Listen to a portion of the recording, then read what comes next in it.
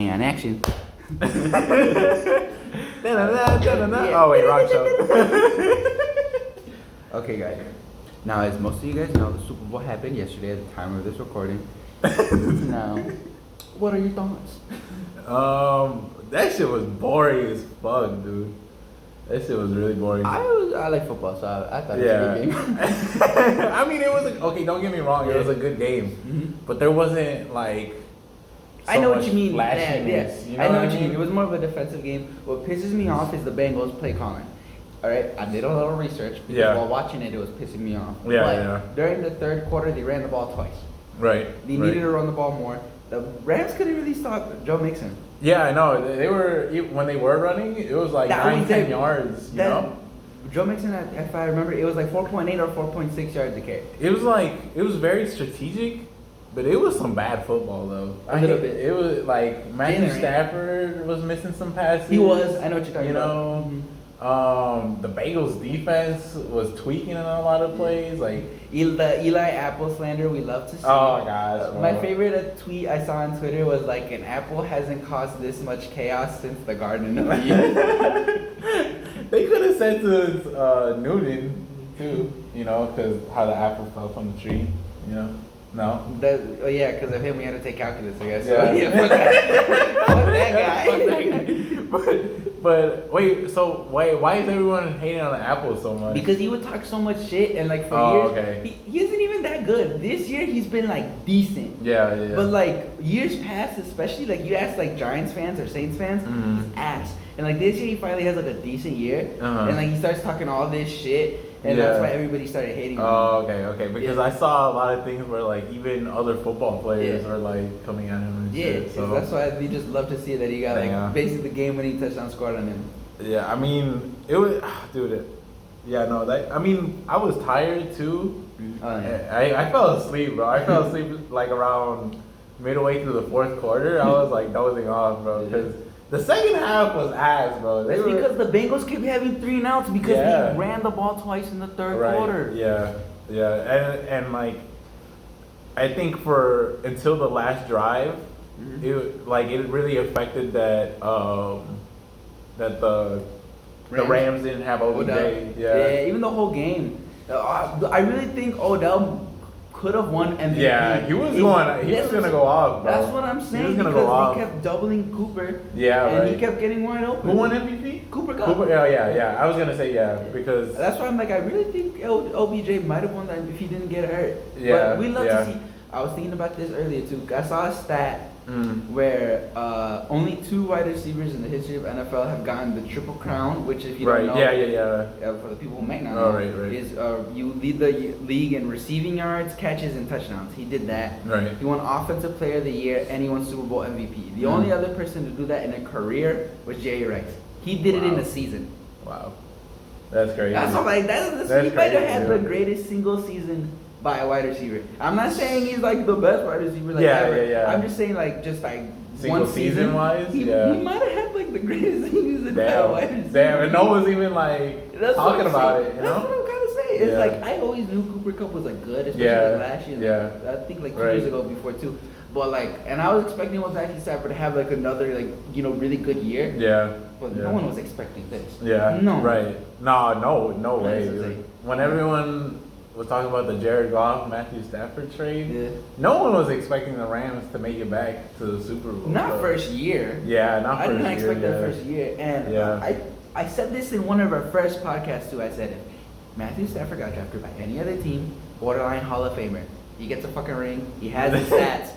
Yeah, but also he threw the most interceptions this year in the NFL. Yeah, that's why I said borderline.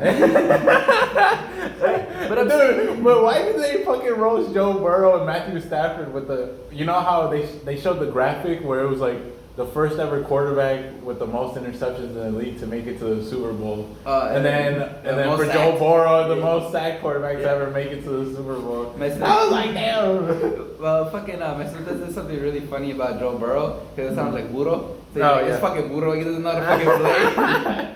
It's not his fault though. It's not his fucking fault though. Yes and no. Some of the players were kind of forced it in there, and if you know you have no time, you need to fucking go. Right. And then what else? His offensive line didn't give him any help, and then I saw on NFL memes that literally, Jalen Ramsey was getting cooked. Like, oh, bro, Jalen Ramsey was getting cooked, bro. But on the last play of that fourth down, Jamar Chase was wide open for like. Yeah, I saw. I saw that, bro. But he had I saw no that. time, and I was like, I saw that shit, dude. But Jalen Ramsey was, bro. The one where there was like a cutback. Yeah, like it was like kind of like it was a little like out route, and then like I forgot who the wide receiver was on the Bengals. Cooper. Oh no, I'm sorry. And bro, he made Jalen Ramsey like his legs like split. I don't remember. Bro, I don't remember exactly, but dude, me and Kenny, we were like, oh shit, yeah, like, nah. But I think for the Rams, I think the season really shifted once. I don't really know. Maybe I'm wrong because I don't really follow football. But like once they started getting like Ramsey. Well, Ramsey he been had. Oh yeah, sorry. Von Miller, yeah, no, sorry, Von Miller really, and like OBJ. It's like when their season started shifting. Well, their CD started off hot, like Right, yeah. But like you're right, it's like that. I wouldn't say it shifted, but that definitely like helped a lot because a lot of people say is to build a great football team, you build from the inside out, which means that you start at the line, the offensive and defensive line, and basically the Rams front four won in the game. Yeah, because Joe Burrow, especially in the second half, because I don't know, maybe if they ran the ball more, that pissed me off so much that they kept trying to pass the ball. Because in the first quarter, that's what they were trying to do. They were a lot of pass heavy. Started off with 5 wide. I'm like, what are you doing? This man has a shitty offensive line. The more they ran the ball, the more effective they got. Dude, and when they went out 5 out on the 4th down, I was like, well, I knew they were gonna run a QB draw. I fucking knew it. I was like, what the fuck? The one that they got or the end of the game one? No, the end of the game one. Okay. They did 5 out on a 4th and 1. I was like, I don't know. I would have I wouldn't have ran it, right? But I would have at least had the running back block. Yeah. You know what I mean? Because he got sacked. Yeah. He got sacked. I thought you were talking about a different fourth. No. It was like a 4th and 1, and they ran a QB draw. It was 5, really? And I think it was in like the 3rd quarter. It was like and then like I literally called it before I had on like QB draw watching. They ran a fucking QB draw. Dude, what do you think about when they went for 4th down in the first drive, right? Was it the first? It was in the first quarter. Yeah. I was okay with it being aggressive in the Super Bowl. It ended up costing them a score because I think the Rams scored right after that. But I was okay with it. Yeah, I was okay with it. It was crazy because the Bengals came back like right away. Like it looked like it was like slipping away. And then you know? And then as soon as the second half started, they got that one play, one touchdown. T. Higgins. I think it was T. Higgins. Yeah, it was. And then Matthew Stafford threw a pick, which wasn't his fault. It was like the 4th, 5th string wide receiver he was in because Odell, I don't remember his name, it was like Schwartz or something. It was something like that. Yeah, right. And the guy, he like dropped the ball, got tipped, Bengals caught it. Yeah. And then he got the field goal. And then at that point I was like, oh shit. But then the Bengals kept getting 3 now. Bro, the Bengals kind of fumbled the bag. That's what I'm saying, honest, bro, because the Rams weren't really playing that well the 3rd quarter either. You know what I mean? They could not run the ball for shit, dude. Like big props to the Bengals defense. Yeah. But the little out routes, they were killing the Bengals on the little out routes. You know, to the Richardson. Dude, I think he had like 60 yards. He might have. Just receiving. He only had like 8 rushing. Akers only had like. No, they shut down the which is surprising. But hey, props to Cam Akers for coming back from an Achilles in 5 months. Yeah, that's fucking crazy, dude. And he balled in the playoffs. Yeah, but overall, in my opinion, it was kind of a boring game. It was a little bit of a boring game. It was just like even though it was like 2-minute warning, you know, and Matthews and they scored, it was just like, oh, score, yay, you know, it was. But that play that T. Higgins to open the second half was awesome. That one, that one. And that Jamar Chase. It was on Ramsey too. That was fucking crazy. That was a crazy catch, and he had another one-handed catch too, like later on in the game. I don't remember. I forget if I saw it. I remember it, but hey, still, all things considered, you know, congrats to the Rams. You guys went all in, and it worked. You know. I'm glad your guys' all-in play worked. Yeah. Fucking the youngest head coach to ever win a Super Bowl. Yeah, that's crazy. Props to him too. Yeah. It's crazy. They had the 2 youngest coaches in the league in the Super Bowl, dude. That's pretty cool though. Do you think Cincinnati is able to make it back?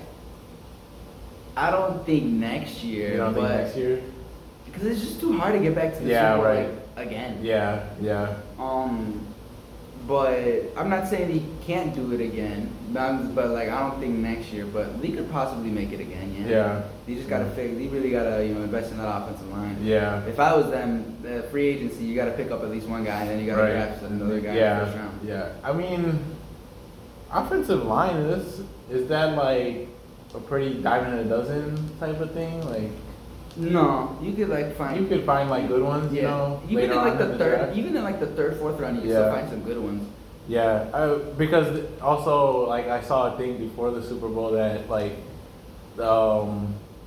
they with picking Jamar Chase, they really sacrificed that pick. Yeah, instead of because when he drafted Jamar Chase, people were really mad because Detroit ended up picking up, I think it was a tackle, I don't remember his name, but he was supposed to be like a generational talent, like the offensive line, and they picked Jamar Chase. Here's the thing: is if he didn't have Jamar Chase, they're not making it. Yeah, hell no. So that's like. And plus, also, it's just it was kind of smart on the Bengals move because also they already had that chemistry. Like they didn't have to prepare or anything, you know. They were already playing for a long time, you know. So I think that overall that was a smart move, even though they did have to sacrifice the offensive line, you know. But hopefully that gets worked out, you know. And I hope Joe Burrow makes it back. I hope the Bengals make it back. Yeah, they're a fun team. Yeah. It's hard to hate on the Bengals, you know. I did see somebody on Twitter though, and I would just love to. I didn't even realize this until somebody said it. It's like they love Joe Burrow for all the things they hated on Cam Newton for, and I was just like, oh, damn. And I was just like, that's a really valid point. Damn, it really is. Yeah. What about the Rams? You think they'll make it back anytime soon, or you think it was just like we'll shoot for it and then kind of like? It all depends on. I guess one of the big things too is that there are rumors that Aaron Donald might retire. Yeah. And I can kind of see that. How long has he been playing for? 8 years. 8 years. And the reason why I can kind of see that is like, what else is there left for him to do? He's already won the Defensive Player of the Year 3 times, and now he has a ring. Yeah. I mean, he's made money. Right. And if it's up to he has a family and kids, so it's like at this point it's just like, well, I won my ring. I'm relatively healthy. I can leave the game and preserve my body and not fucking go through all these car crashes every game. Yeah, I mean it depends. It depends on how much he cares about his legacy. You know what I mean? Well, his legacy's already kind of cemented. Right. Yeah, but I'm saying right now he's obviously well respected and here's the thing. He's generational talent thing, but to be the greatest of the great, how depending on how much he cares about that, you know what I mean? Well, I've said this before, and I'll say it again. Is Aaron Donald fucking nice with it? Dude, of course. Yeah. He's fucking awesome. Where I think he's overrated is where a lot of people in the NFL community already have him top 5. Well, now you can honestly put him top 10. He had a good game too. He really did have a really good game. But you could put him in top 10 for defensive players of all time. Now that he has a ring and everything, he has the 3 defensive players of the year. So it's just for him, he just may be I'm good. Yeah. I could see that. Yeah. But I mean, I can see it too. I'm just saying depending on what type of person he is. Yeah. You know what I mean? How much he cares about being the greatest. You know what I mean? Because some players, they're okay with just being a guy. Top 10 guy. Yeah. Some players like LeBron want to be the greatest. You know what I mean? Yeah. So, he had a really good game though. That one stop, where he pulled the running back. Yeah. And he was getting fucking blocked by that was crazy. That was crazy. He did have a good game. Yeah. Props to him too. Yeah. And shout out to OBJ too. Yeah, shout out to man. I hope he didn't tear his ACL or meniscus. Honestly, I think. Well, I don't really know, but it looked more like a sprain than a tear because he was able to walk pretty okay after. Yeah. But also a lot of players can walk after. Yeah. But from what I heard or kind of saw, we think it's an ACL. Yeah. And it sucks. It looked like it, bro. It sucks because that's his left one, and apparently that's the one he already tore. And it's damn, dude. Because once I saw it, I was like, damn. I literally was like, no. Yeah, I was like, no, that's ACL. Because the same movement happened to me. Like, it was like just like a little twist on nothing. Like, because it was really nothing. It didn't look It big didn't to me. look, yeah, but it's just the way that it twisted. I was like, damn, that's what kind of happened to me. So I was like, dang, it does not look good. The way he held his knee. Yeah, as soon as I saw it, I was like, yeah, no. I'm like, how'd you drop that? And then I saw he was hurting. I was right, like, no. yeah. Ah, God, bro. I thought Joe Burrow got hurt too. So bro. I thought he tore his ACL too. Yeah, bro. Did you see how his foot? knee Oh, God, bro. And that dude was 370 pounds, bro. Like, no fucking way. No, but what do you think of the halftime performance? For me, here's the thing. Before I say anything, is for me the halftime show is always eh. Yeah. Because like I'm just like okay, cool, whatever. Right. You know what I mean? Yeah. Like I more care about the game than the halftime show. Yeah. I will say out of all the You're American. Out of all the performers, I thought Kendrick was the best. Yeah. I really feel like Kendrick stole the show and the show, and then when Eminem was performing, I was like, oh shit, Eminem's back. Yeah, me too. I was like, no way. You know, you could see where our standards lie when it comes to Eminem. Yeah, me too. I was like, oh, he's on drugs. That was really cool. I was a fan of his. That was really cool to see. I can't lie. Yeah. But overall, like I thought the performance was good. I don't know if it was like my TV, like where I was, but even when Roger Goodell was talking into his mic, it was hard to hear. So when the people were performing, it was kind of like a little difficult to hear like their words. No. Then maybe it was because you could hear the music good, Right. but like their words. Maybe it was just where I was. Yeah, maybe. Yeah. But no, don't get me wrong. The people that were on there were super cool. It was cool to see something different. Mm-hmm. But it was kind of boring. It was kind of boring compared to others. Like there was no performance. I thought about that too, and I feel like one of the reasons was they kind of had to have the fake crowd because of Rona. Oh, so that's because that's I kind of thought that too. Like I felt like it was missing like a showmanship kind of, right? Right. Yeah. Yeah. Like the weekend last year, he had the whole thing. You know, like most of the time, there's like a performance with it too. You know. But I feel like this one, they all did the individual. Yeah. But don't get me wrong, the set was super cool. The all white, that was dope as fuck. I like the with the rooms. Yeah. I like how Fitty came in upside down. Right. I think you're right. Kendrick overall, he had the best performance. He had the best performance. It was cool. Like he was honoring Dr. Dre and everything too. So, and then Mary J. Blige, that was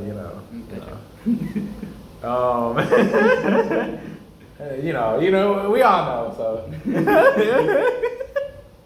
And then man.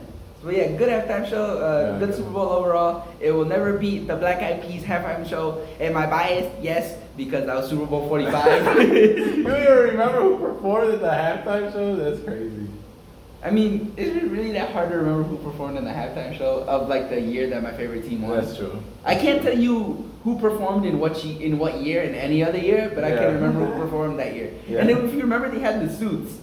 No, I don't remember. I remember I remember in middle school. I don't care as much as you, so. I only cared because the Packers. If the Packers lost that Super Bowl, I'd be like, this is stupid. Fuck the Black Eyed Peas. That's big fact. No, shout out Black Eyed Peas. If you hated on the Black Eyed Peas, bro, you're weird, bro. If you hated on them when you were like when you were the Black Eyed Peas. Yeah, you know. It's like now, it's like who cares? Yeah. Who cares about the Black Eyed Peas now?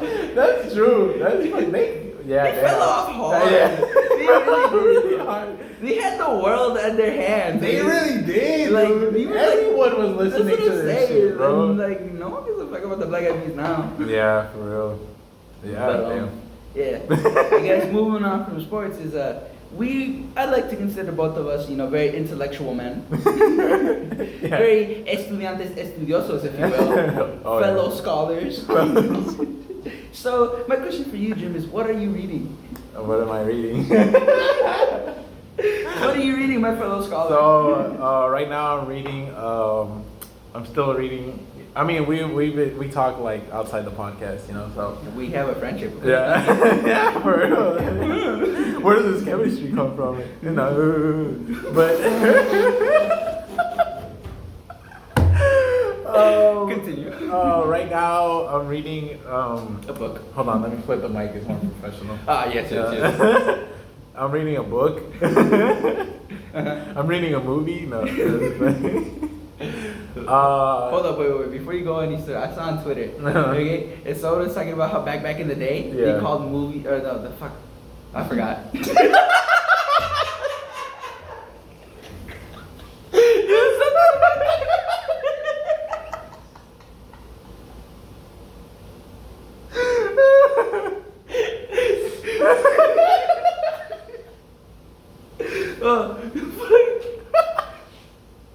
Yeah, I forgot.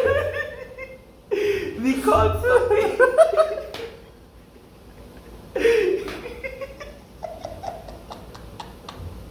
Wow.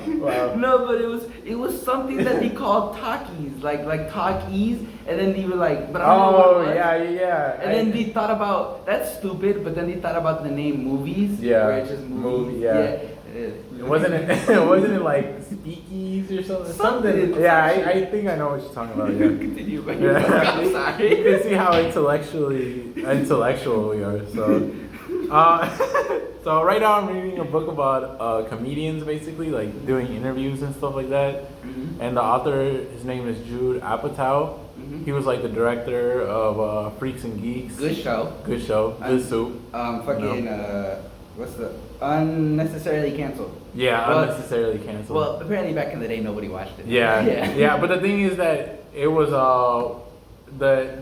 he was telling the story about how like Freaks and Geeks got canceled. Mm-hmm. Supposedly they had a transition in like CEOs at NBC, and the new CEO, he was like a big ass hater like since the beginning, like even before he became the CEO. Okay. So even though the show was getting good reviews, like they would not put it on prime time for shit. You know what I mean? So it's like, of course it's not gonna. Of course it's not gonna. Right. Kind of led to its failure. Yeah. Right. Even though people who like are into the cinema and all the TV shows, like all the reviewers, like even at the time, like they were like, oh, this show's like good, but no one was watching. So.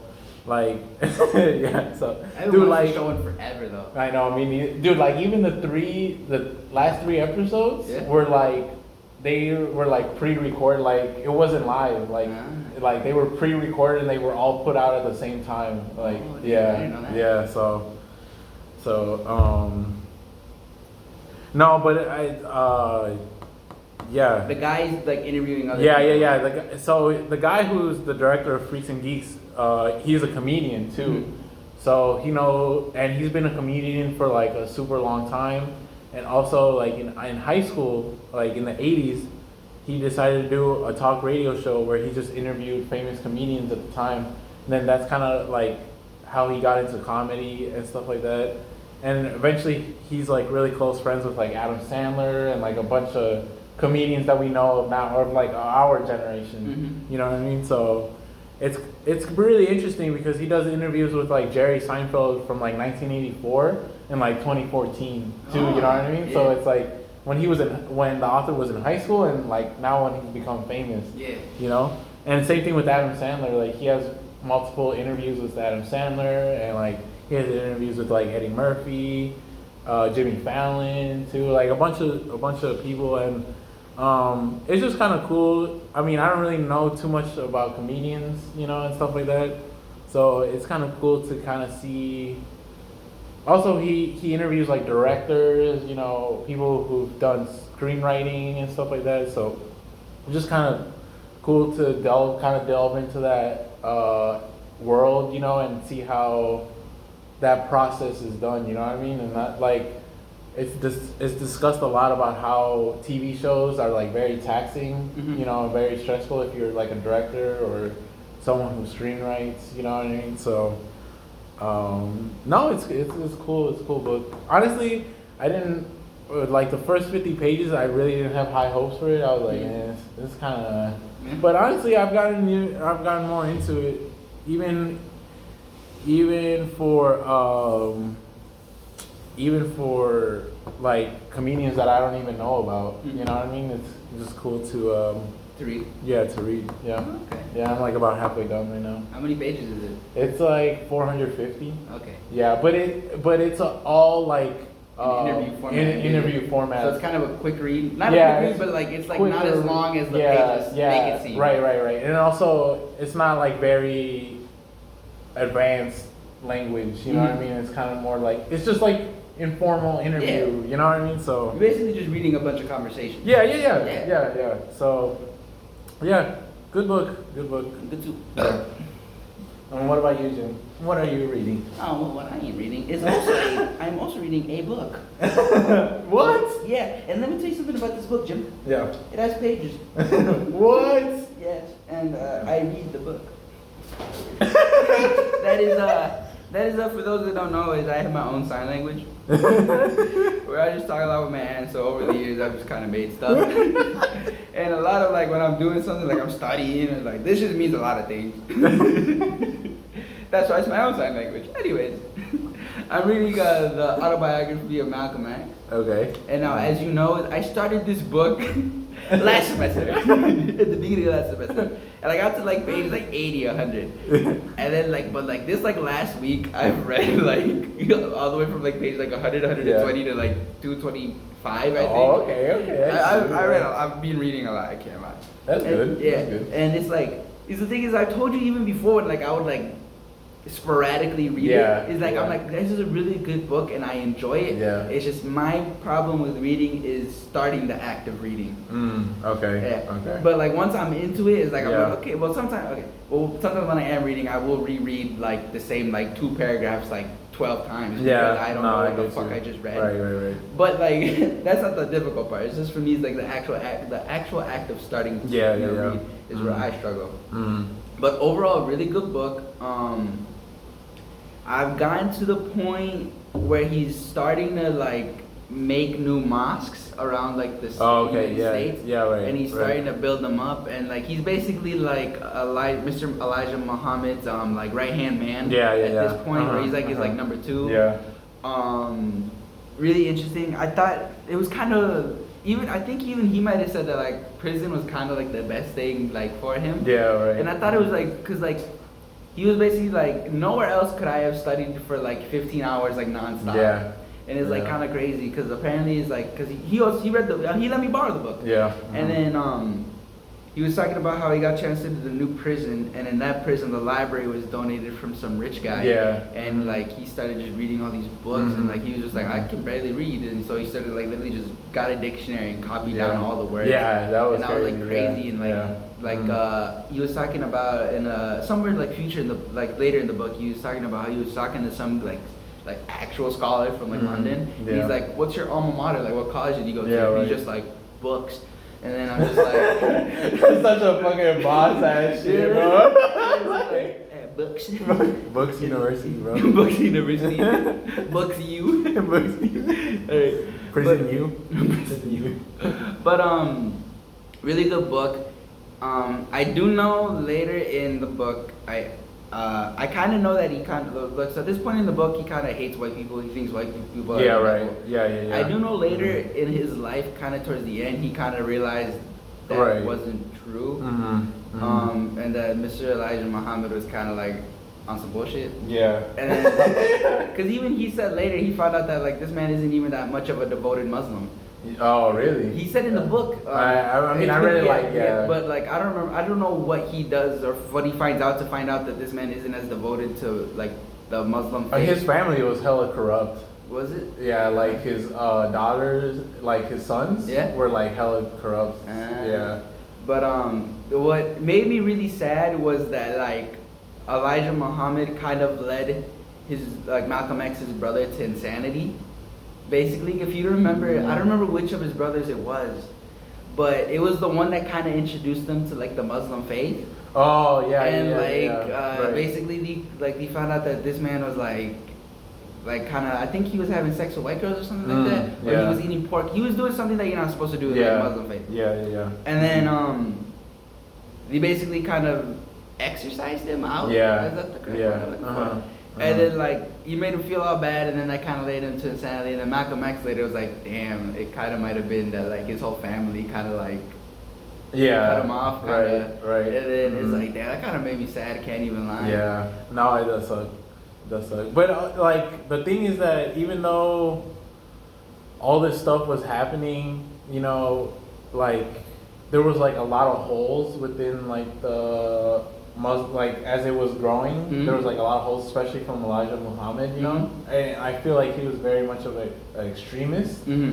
But also you can't blame Malcolm X because he was still learning at the time. Because later in the book, I sent you the picture of like what he said, where he went to like the Mecca. Where like you went like out, where like like you know, I don't know where it is. To like like where like the like. The home, where it originated. Yeah, right. And I think it low key, is it Israel? Because I think low key, I think so. or Palestine, whatever you want to call it. I don't know what it is. I'm sorry. Okay, I don't know nothing about that, so don't blame me.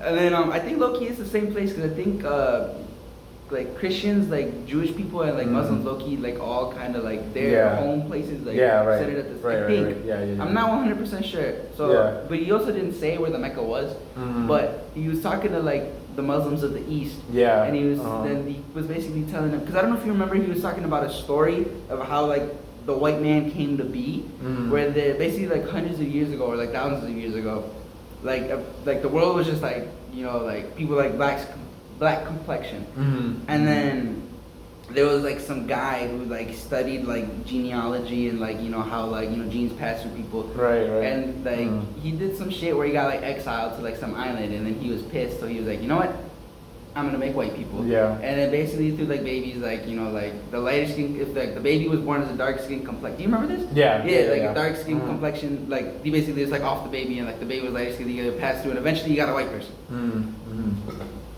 And that's how like the white man devil came to be. And then I lost my train of thought where I was going with this. Oh yes. And he was, that's where that like story was going. Then he talked about at the end how like the Muslims of the East hated that story.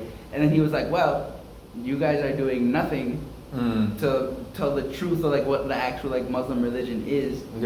And so that led to someone like Elijah Muhammad to come in and spread lies. Right. What do you think about like there was like kind of like what do you think about the two perspectives from like Malcolm X and Martin Luther King, like at the time, you know what I mean? Because they had very two. Well, where you're at in the book, That's kind of the main reason, because I wanted to start reading this book like when quarantine started. And the main reason why I wanted to read the book, as I remember telling you this, was because I'm like, well, we always learned about Martin Luther King.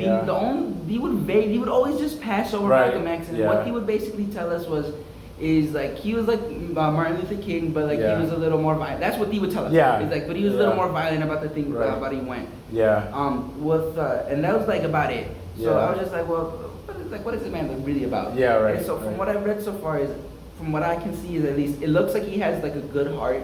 And he genuinely wants to help like his people.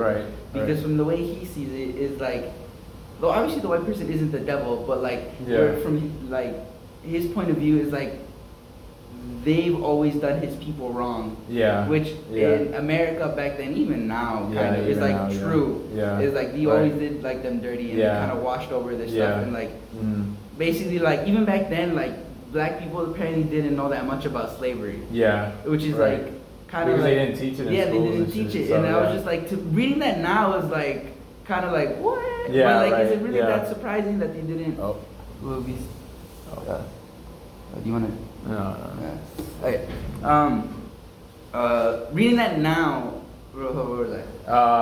You were talking about how black people back then didn't really know much about slavery. And like that's kind of like how he like introduced them into like the Muslim faith, kind of a little bit, trying to get them like interested in it, because it was kind of difficult, because like he was talking about also like it's kind of difficult to like get like people interested in it, because like the whole thing is like not the whole thing, but like how do I word this? It's like let me try to explain what you're saying. Is basically Malcolm X's argument was that like the black community was like stuck in such a way, you know, like they were stuck in.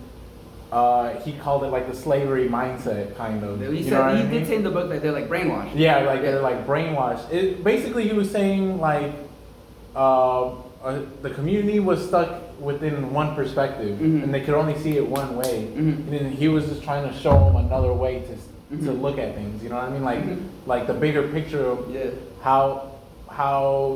why they're at the point that the black community's at during the time of the book. You know what I mean? And he was just saying like because of this, and this. You know what I mean? So is that what you're trying to say, kind of, or a little bit, and also kind of like how they were stuck, kind of like you said. He kind of articulated it better than I could. Yeah. And then also a little bit off topic, but what I remembered was basically the reason that him and Shorty went to prison. Was because they were robbing houses. And with what was the white girl's name? It was he had like a white girlfriend. I forgot her name. And I'm reading the book right now. Damn. But I'm terrible with names, and he knows it. And if you watched our episodes, if you remember the episode with we were talking about Insecure, and I couldn't remember the girl's name. I don't remember her name. Issa? No, not Issa, but she was dating that one guy. And Molly? No, she was dating a guy. You know, like her main boyfriend in like the show. What was her boyfriend's name? Like at the beginning of the show when she cheated on him. Issa. No, that's Lawrence. Lawrence. Yeah. She got that one girl pregnant. Yo, Condola. Condola. Yeah. That's her name. Oh yeah. Remember. But I'm really bad with names. Anyways, he's dating some white girl, and like Shorty's like he's like best friend in Boston, or is that where he was? Somewhere in the East Coast. Somewhere in the East Coast. And was it? Was it New York. It was somewhere in New York. Yeah. It's somewhere around there. And then maybe I don't remember, but the point is somewhere out there they were robbing motherfuckers with his white girlfriend and like his white girlfriend's sister because you know Shorty he just like me, he like white women. I'm just playing. Alright, now. Well, in the book though, if you remember, like Shorty is actually infatuated with like white women. But what I thought was really funny was when they were getting their prison sentence, is the judge was like, well, it was really bogus that you got a higher, longer prison sentence just because they were white girls. But what I thought was funny was when they were getting their prison sentence, Shorty didn't know what like the sentences were run consecutively meant. He was just like count like 1 like 8 to 10 years, count 2 like 8 to 10 years, and like blah blah blah. And so Shorty thought he meant he was going to prison for like 70 years. And like he was like, oh my god, like freaking out like in the prison room. But you were saying like about Malcolm X's perspective.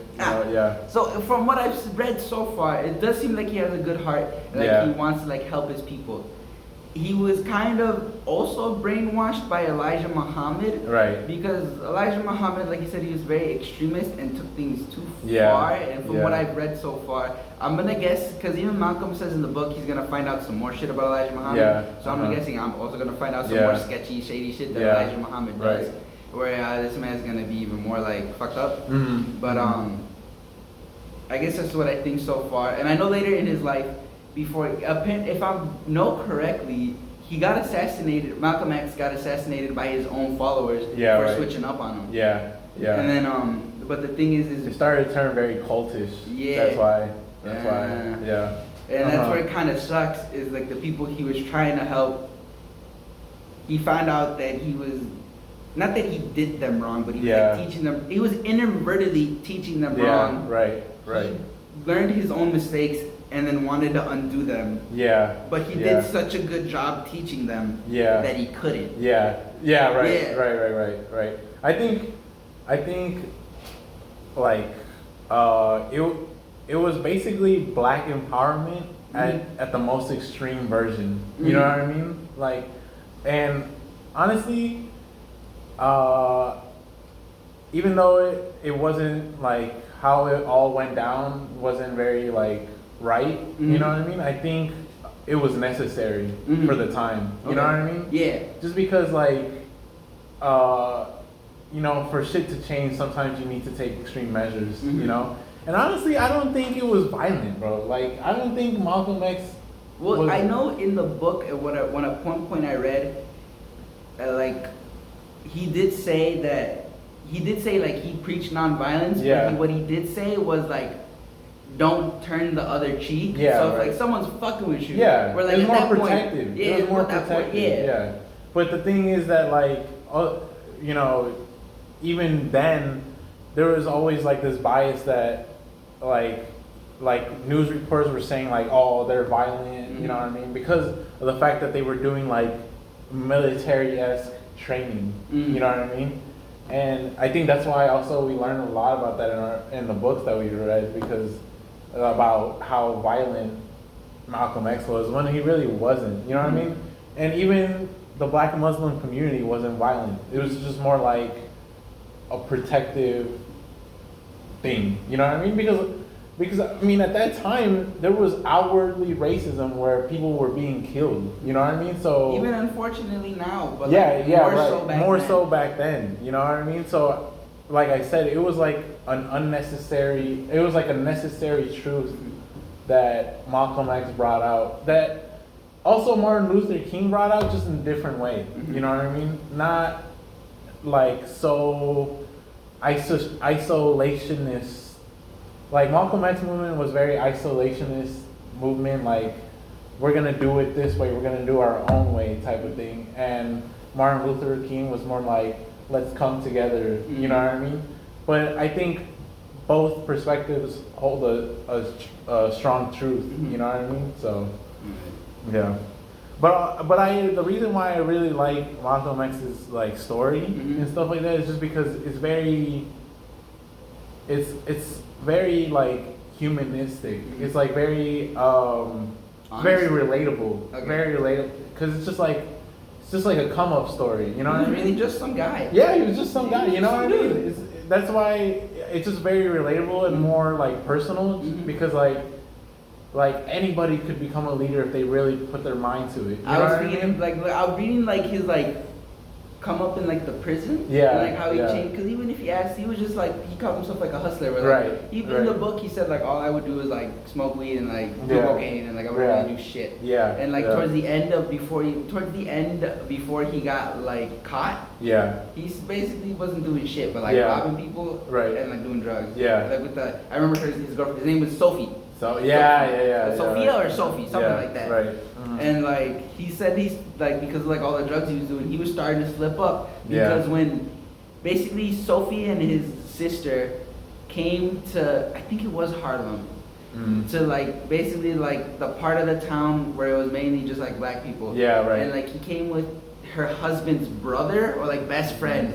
Something like that. Yeah. And like Sophie and her sister were just kind of like, shit, like people know us around here. Yeah. Right. And then basically the husband's best friend was just like, when like Malcolm came up or something like that, was just like, oh motherfucker. Yeah. And like he came to the apartment and like he hid under the bed. Yeah. And then Malcolm was just like, damn. He's like, I hid under the bed without a gun. And he's just like, I was really starting to slip up. Yeah. Because like that guy could have really killed him. Yeah. Right. And then there was when he got caught by the police, he also did something, I forget, where he was like, I'm slipping up. Yeah. Right. Yeah. But because he was doing a lot of drugs. He was doing a lot of drugs. Yeah. But he basically, what kind of ended up kind of helping him, if you remember when he got arrested, he just gave the cop his gun. He's like, well, shit. Yeah. And then want to know what's really racist and fucked up is back then, is they were so racist and like fucked up, is like, they didn't even stop to think that a black person could outsmart them. Yeah. Because there was multiple stories, or another one where like they almost got caught robbing a house. Right. Do you remember this? And like they were driving the car, and like the cops were behind them. So what Malcolm X did is he stopped the car and asked for directions. He was lost. He's like, the cops they couldn't like fathom a black person outsmarting them, or how he finessed the draft. He basically he had to sign up for the draft. Yeah. And I don't remember what he did, where he was he was really excited to like be with the guns or something like that.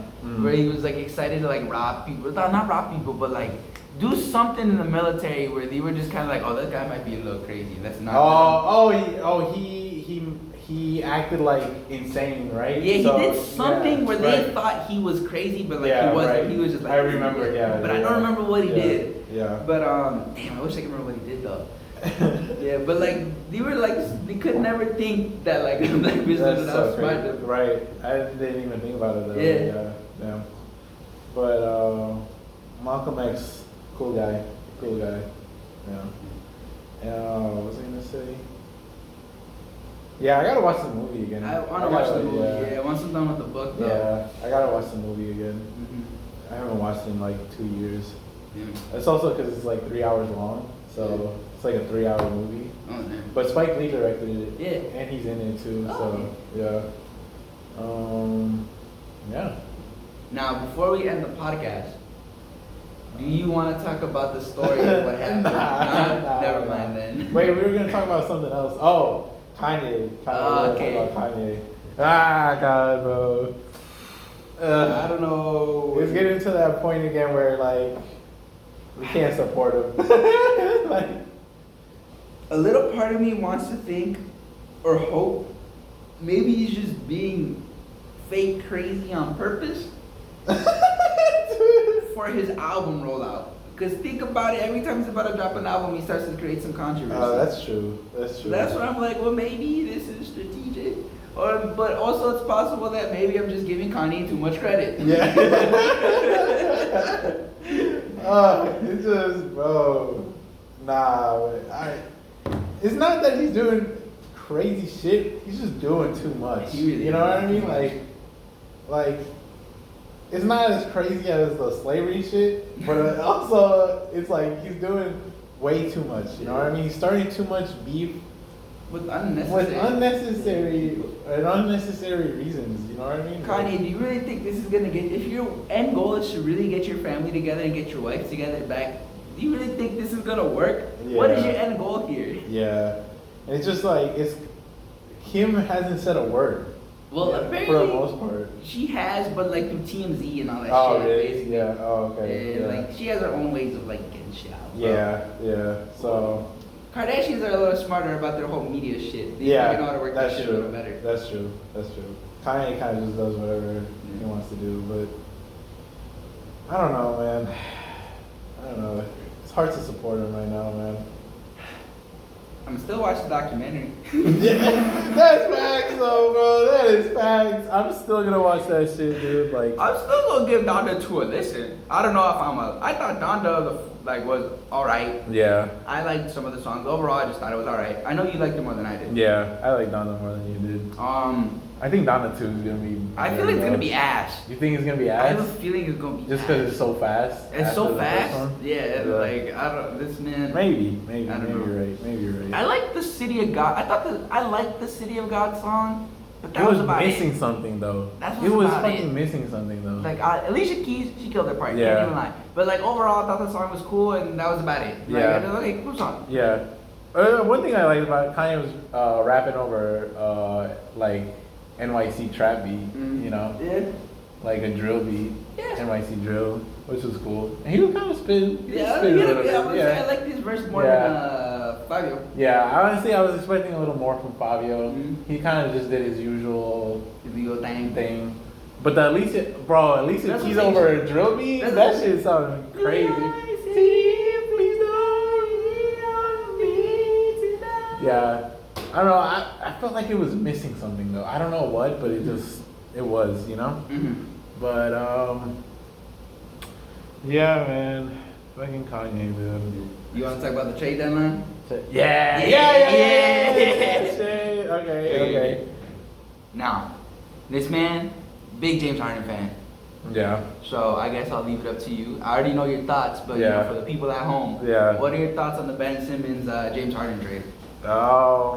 Honestly, I don't like it, bro. I don't like it. I don't think James Harden and Embiid are gonna work the way that they're supposed to. You know. I think they will. Yeah, he thinks they will. It's just because I mean, we were talking about this the other day. It was just because James Harden and Joel Embiid are both like ball dominant players, you know. And I was just saying that James Harden thrives the most in a pick and roll with an athletic center, you know. You telling me Embiid ain't athletic? And no, I'm not saying Embiid isn't athletic. Well, first he's not as high flyer as like let's say Clint Capella. You know what I mean?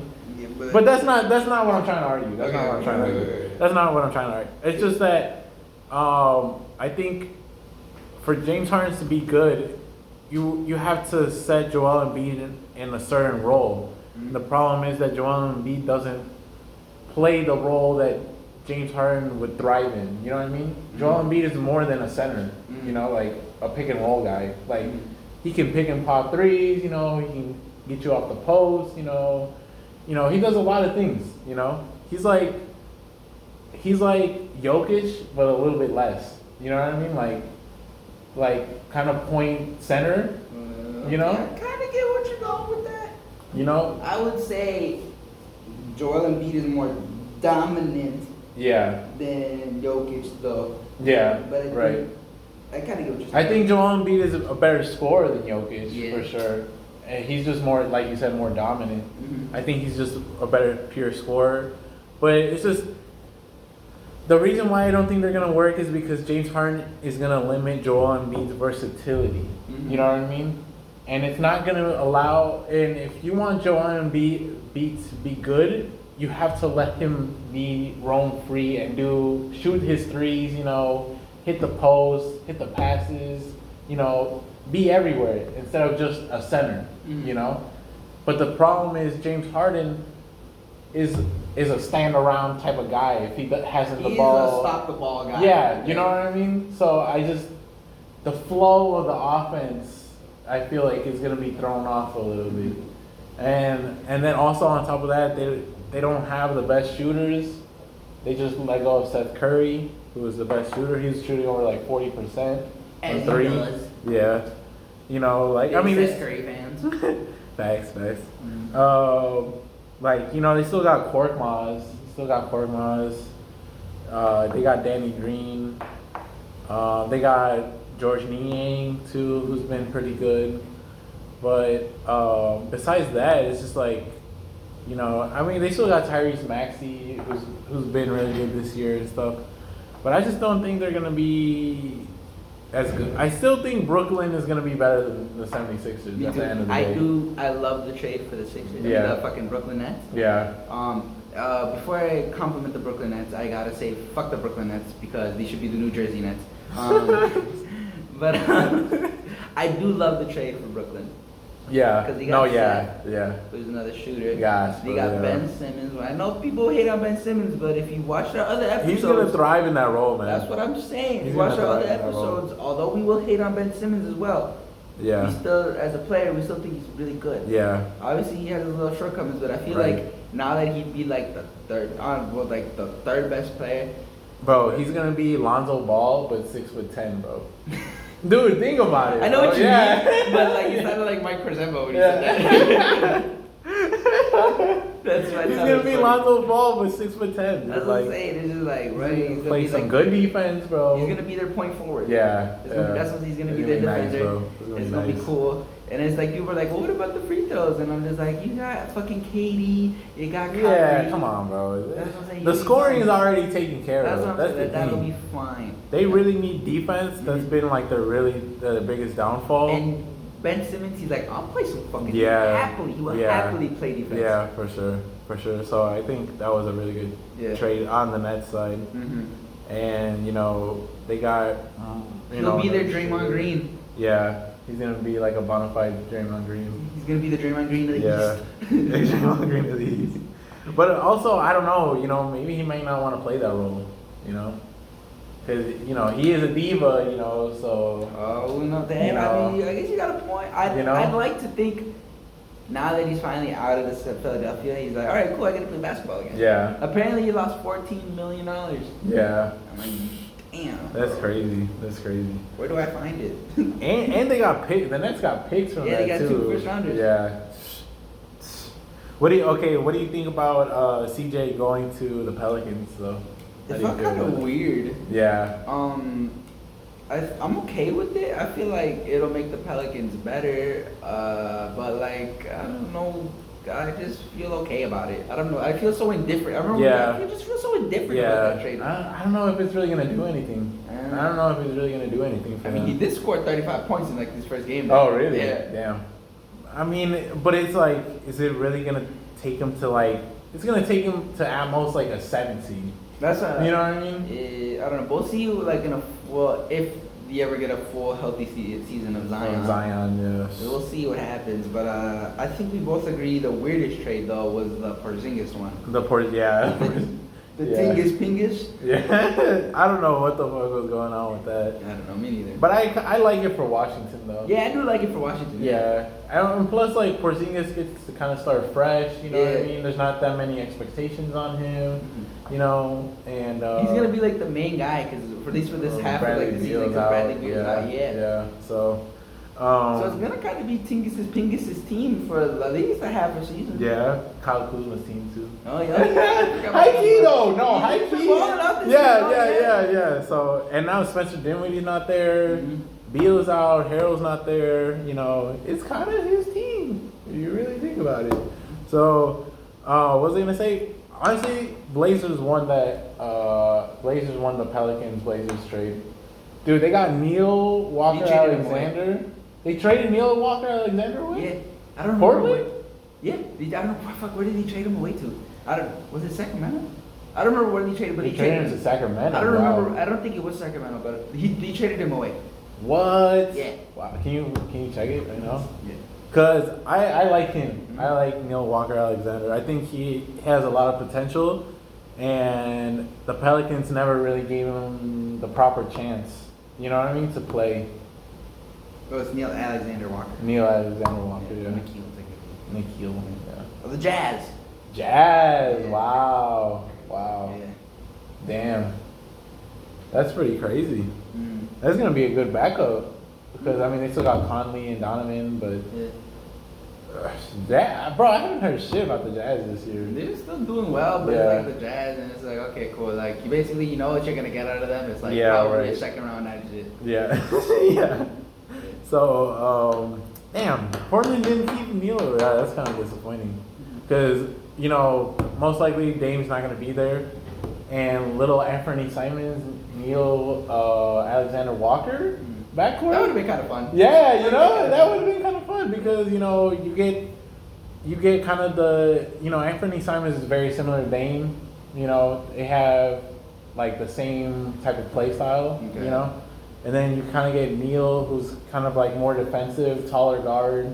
That would have been a nice combo, but you know, I don't know. It's fucking Portland. I feel like that just would have been like Dame CJ Part 2. Yeah, but and they still and Nasir Little as small forward. That would have been a nice little young thing going. You know what I mean? You were just like, nah, we do absolutely nothing right. But it's fucking Portland. So, yeah, you know.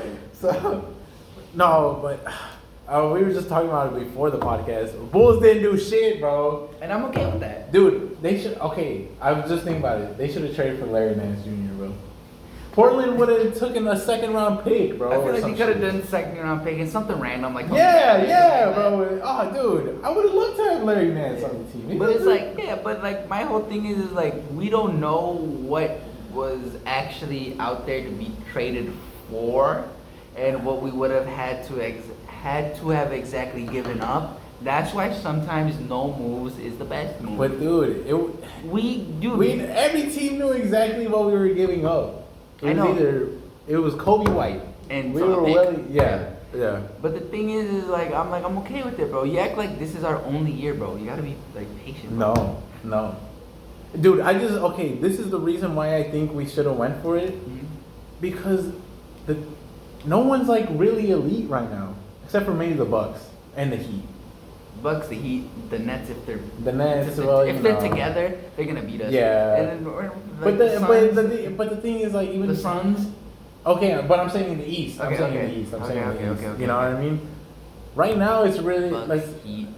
It's only the Bucks and Heat who are like not a mixed bag. Like you know what you're gonna get from them. Okay, you know what I mean? I get what you're saying. Bucks, Heat. Okay, I get what you're saying now. Okay. Right now, you know, all Cavs are kind of scrambling, Nets are kind of scrambling to get everything together. Well, the Cavs, they weren't even scrambling, but yeah, right. But like, I'm saying like, they're still too young. They're still too young to be considered an elite team. They're good. Don't get me wrong, but it's like, the thing is that the Bulls have enough experience on their team with one more piece to go really far. You know what I mean? And I feel like this was the year. Just go for it, bro. Like, what are we gonna lose? A backup guard that we don't even use? But you know what I mean? You really think Larry Nance Jr. would have put us over the top? It wouldn't have put us over the top, but it would have covered the holes that we need. You know what I mean? Because it's just no move. I'm okay with that. I just don't understand why now we're playing the long-term game when we did all these moves this year. You know what I mean? Like, but you act like these are all one-year contracts, but we signed them. No, I know. But it's just like, the hole is open right now. The hole is open in the East, in my opinion. And I feel like we should have taken advantage of it, because you don't know what's going to happen next year. Exactly. You don't know either. Yeah. So that's why. So why not just go for it when we're good? We're gonna be good again next year. You don't know that. But you know we're not gonna either. You act like this is gonna all fall apart next year, bro. It's the Bulls. It's the Bulls, bro. I guess it's possible. Dude, I would just go for it, man. Like, what are we losing in trading something that, like, we have Kobe White, who's good. Don't get me wrong. I like Kobe White. He's one of my favorite Bulls players, but he doesn't really fit with our team. But I feel like we could get more than just like Larry Nance Jr. for like Kobe White and like a pick. Well, I wouldn't trade Kobe White for Larry Nance. I would have traded like Troy Brown Jr. That's what I was thinking. Like, no, I'm not trading. Okay. But I'm saying, like, we could have got something pretty fucking good, like a good power forward. But I'm saying you don't know what's going to be available in the offseason either, like trade-wise or even it's just not that strong of a. That's the thing. That's what I'm talking about trade-wise. The free agency doesn't look that strong this year. But you never know. The free agency didn't even look that strong last year. Look at our free agency. This year is not. I was watching through the wire part, and they were like saying the names. No, I know, but I'm saying even last year it wasn't looking too strong. And like, look at what we did. Well, yeah. That's my because point. we had the most cap space. Yeah. And that's apparently we actually didn't even have a lot of cap space, but they just like maneuvered some shit, and we got a bunch of cap space. Yeah, but that's the thing. That's what a lot of teams are doing, and that's why I don't think there's going to be a lot of trades this year in the off season, because there's a lot of teams that are freeing up cap space to sign players, but they're going to keep the core guys. You know what I mean? And now, AK I trust. He hasn't let me down so far. I don't know. I don't know if we'll get the same opportunity in the offseason to trade like Kobe White and like a pick. You know what I mean? Yeah, we'll see though. Be patient. Because we can't sign anybody. We don't got enough money to sign anybody. So we got to trade something. And I just feel like the asking value will only get higher as we, going into the offseason. So then now we have to consider trading Patrick Williams, you know what I mean? Which we don't want to do. Which we do not want to do. But then nothing is going to happen because no one really wants a guard right now. No one really wants a guard like Kobe White. Everyone has their guards, essentially. Even Orlando has guards now. Yeah. So it's like, so it's just, he doesn't have that much value, and I would have just traded him for something decent that just fits better with our team. You understand? Maybe he's not the best player. But my point is you don't know. Okay, let's just. There was a lot of power forward type players out there. But the thing is you don't know if you could have traded Kobe White for that. You don't know if the other team was like you said. Every team has guards, so they're gonna be like, why the fuck do I want Kobe White? But it's different because the trade deadline creates a pressure. You understand what I'm saying? In the off season is different. Do you like the trade deadline? You're gonna be here next year. But the value goes down. I know. The player is like a commodity. It's like a car, bro. I understand. My point. Kobe White won't be as valuable if he doesn't keep on playing well. He's not playing that good, but his value is high because he has high potential. If you wait another year, his potential goes down. Plus, his value sucks ass because he's not playing that good. So then now he has less value than he did this year. And then we won't be able to trade him. Are you calling Kobe White a Camry? Yes.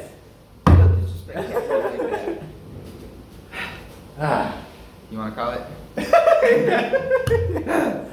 Fucking Bulls, bro. Yeah. No, actually, no. Go Bulls. Good job. All right, Bulls in 4. All right, Yeah. Now, this has been another episode of All Gas No Breaks. I want to say this is episode 9, but I'm not sure. Yeah. Anyways, Cavs, Bulls. That would be a Eastern fun ass Conference series. That would be Finals, such a bro. fun series. Yeah. Any last the things to add? No. All right, Packers in 4. All right, good job.